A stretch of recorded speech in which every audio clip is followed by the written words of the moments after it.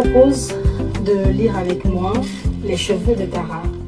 Il s'agit d'une nouvelle de Sabah Kari, tirée de l'anthologie Les oiseaux d'eau sur la rive du lac. J'entre dans la cuisine. Maman et mon frère chuchotent. Dès qu'ils remarquent ma présence, ils arrêtent de parler et retournent à ce qu'ils faisaient avant que je ne les interrompe. Ma mère a coupé les légumes, mon frère a pris des gorgées de Nescafé. Ils semblent toujours avoir tant à se dire et je ne comprends pas pourquoi. Je leur ai posé la question plusieurs fois, mais ils me disent toujours que je m'imagine des choses.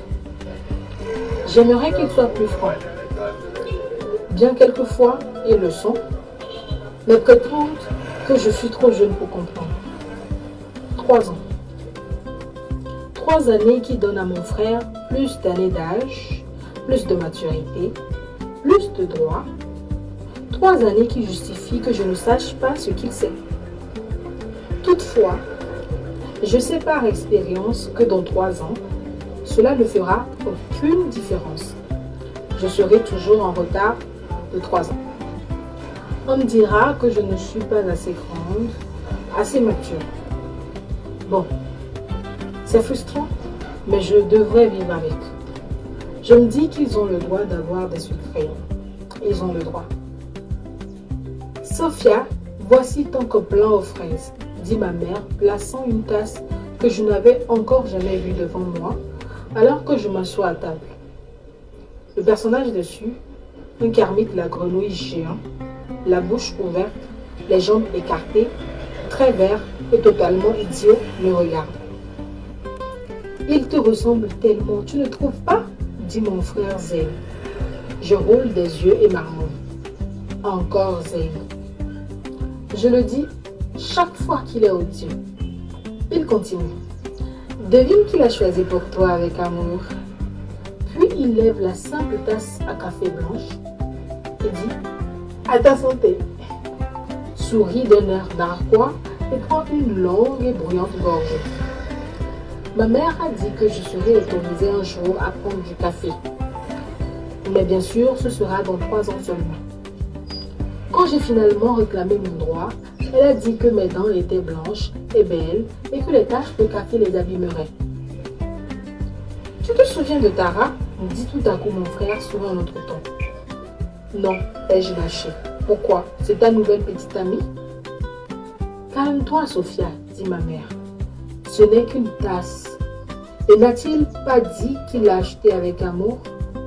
Mais maman, tu sais très bien que... Laisse tomber, à quoi bon?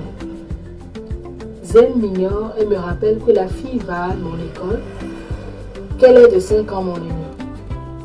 Ma mère lève les yeux de la planche à découper et dit « Tara est aux urgences. Elle se bat contre la mort. Elle a eu un grave accident de voiture et elle est la seule à avoir survécu. Il y avait 4 autres filles. » J'essaie de me rappeler Tara. Tara Patel. Bien sûr, je l'ai vue à quelques reprises à l'école et aussi lors de mariages et de fêtes d'anniversaire dans la famille. Je demande alors, va-t-elle s'en sortir? Est-ce qu'elle vivra? Si elle s'en sort, ils disent qu'elle sera un légume toute sa vie. Quoi? Qu'est-ce que tu veux dire? J'imagine une carotte, une citrouille, une tomate. Ça ne fait aucun sens. J'entends des rires. Je suppose qu'ils ont raison pour les 3 ans. Je vais dans ma chambre, prends la tablette posée sur ma table de chevet et je reviens à la cuisine. Je cherche le mot sur Google et trouve une définition qui fait sens. Légumes.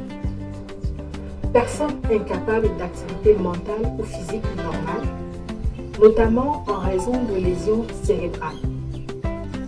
Maman parle maintenant du mariage auquel nous devons assister le lendemain. Mais je n'écoute plus. Je regarde dans le vide, imaginant ce que doit être la vie de légumes. Fixer le vide toute la journée, incapable de communiquer, incapable d'interaction, communiquer de nouvelles manières, incomprise de tout le monde. avoir une conception du monde totalement différente. Pauvre Tara, je ne veux pas qu'elle meure. Je veux dire, ce n'est pas la plus gentille des personnes. Je me souviens maintenant que c'est elle qui, devant tout le monde, a dit à Sarah que son uniforme était trop long, qu'il ressemblait à une chemise de nuit, qu'elle ferait mieux de porter quelque chose de plus court et de plus sexy si elle ne voulait plus avoir l'air stupide.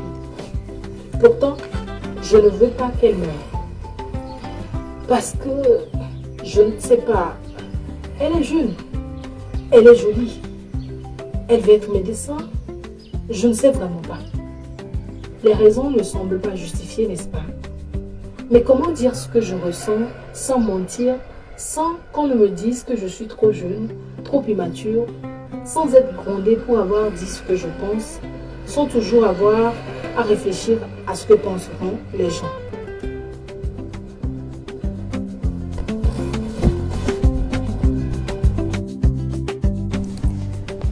Tu n'es pas différente de nombreux adolescents de ton âge, dit mon professeur de sciences morales. Ces questions que tu as sur l'existence a-t-elle ajouté ta défiance, ta résistance au changement et à l'autorité, ta rébellion, ton désir de partir d'ici? Mais tu dois être patiente pour le moment. Le moment viendra. J'ai arrêté d'écouter. Oui, je me dis, mais quand est-ce que le moment viendra? Dans 3 ans? Ces adultes ne disent-ils pas tous la même chose? Ne parlent-ils pas tous de façon abstraite avec ce ton « je sais tout », évitant de donner des réponses directes à des questions directes? Et lorsque les choses vont mal, ils prétendent qu'ils savaient depuis le début que cela allait arriver et vous accablent avec leur « je te l'avais bien dit ». Si je ne suis pas différente de beaucoup d'adolescentes, pourquoi est-ce que je me sens si seule? Pourquoi est-ce que je sens que personne ne partage mes idées, que personne ne comprend? J'aimerais pouvoir respirer, penser clairement et comprendre. Tout semble si confus. J'ai besoin de plus de temps pour moi. Je devrais peut-être tenir un journal, comme Anne Frank. Chère Kitty, sauf que je ne peux pas être une telle imitatrice. Je dois trouver un autre nom. Quelque chose d'unique auquel je pourrais m'identifier. Quelqu'un qui me procure la sécurité de soulager mon cœur. Je dois réfléchir. J'ai posé la question à certaines de mes amies, mais personne ne me dit la vérité sur l'état de santé de Tara. Je pense qu'elles savent à quel point je suis contrariée. Les gens ne peuvent pas, ne devraient pas mourir si jeunes. C'est insensé. Puis, quelqu'un me dit que sa jambe droite est la seule partie de son corps qui fonctionnait. C'est tout. Une jambe seulement. Je m'imagine la jambe de Tara sur une table métallique dans la salle d'opération et le reste de son corps recouvert d'un drap vert. Ma mère me dit que tous ses organes vitaux ne fonctionnent plus. Rien n'est à sa place. Les médecins ne savent pas quoi raccorder, comment, par où commencer. Si Tara vit, elle sera clouée au lit, paralysée. Imaginez cette jolie jeune fille avec toute la vie devant elle. Cela fait une semaine que 5 filles sont parties à la plage à flic en flac dans une petite voiture rouge. Une semaine s'est passée depuis ce voyage retour quand la fille qui conduisait a traversé au croisement, se retrouvant sur le chemin d'un 4x4 roulant à toute vitesse. Une semaine que les filles ont été sorties de l'épave. Une semaine qu'un bon samaritain a arrêté sa voiture, s'est précipité, coupé un morceau de canne à sucre et l'a placé dans la bouche de Tara pour l'empêcher d'avaler sa langue. Parce que si elle l'avait fait, j'ai entendu dire qu'elle serait morte. Une semaine que je pense constamment à la mort.